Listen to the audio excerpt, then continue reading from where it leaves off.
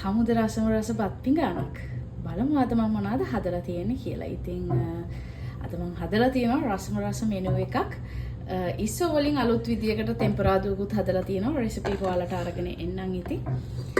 මුලින්ම අපි බත් ටික බෙදා ගමු. අද නම් බත් එක ටිකක් නිවිලා තියෙන්නේ. මොකද මම කලින්ම හාල් ටික ලිපේ තිබ්බා.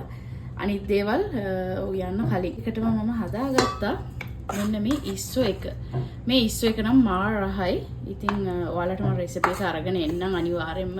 මම ඉතින් මාර රහයි කියලා අරගෙන එන රෙසිපි ඔයාලා try කරලා තියෙනවනේ. ඒ රස ඔයාලා දන්නවනේ. ඒකටම මගේ අම්මගේ ස්පෙෂල් ඉඟුරු දාලා හදන පොල් සම්බෝලේ මේකේ රෙසිපි එක මම කීප සැරයක්ම දීලා තියෙනවා ඔයාලට.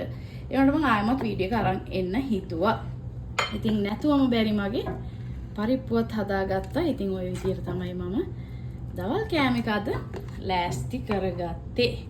ඉතින් පියුමි නංගිගේ මැටි පිඟාන කැඩිච්ච වීඩියෝ එකට එයාට සමහර අය බැනලා දාලා තිබ්බා ඒ දේවල් නැති වෙනවා ඒව දරා ගන්න ඕනේ කියලා. නමුත් මට හිතෙන දේ නම් මගේ ගෙදර කුස්සියේ තියෙන හැම දෙයකම පණ තියෙනවා. ඉතින් මම පාවිච්චි කරන හැන්දේ පිඟානේ ඉඳාම මම හරියට පරිස්සම් කරනවා. ඉතින් ඒ නංගිගේ වේදනාව මට දැනෙනවා. මම මේ මැටි පිඟාන හරි පරිස්සමට අරන් තියලා තියෙනවා අවුරුදු ගාණක් පාවිච්චි කරලා. එයාට පොඩි විවේකයක් දුන්නා. නමුත් මට හිතුණා අද මේකට බෙදලා කියන්න නංගි ඔයාගේ දුක මට දැනෙනවා.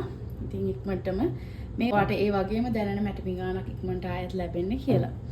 ඉතින් අපි හිතන්නේ නැති විදියට සමහර දේවල් අපිට මාර ළඟයි. ඉස්සර මංගාව තිබ්බ පොල්කටු හැන්දක්.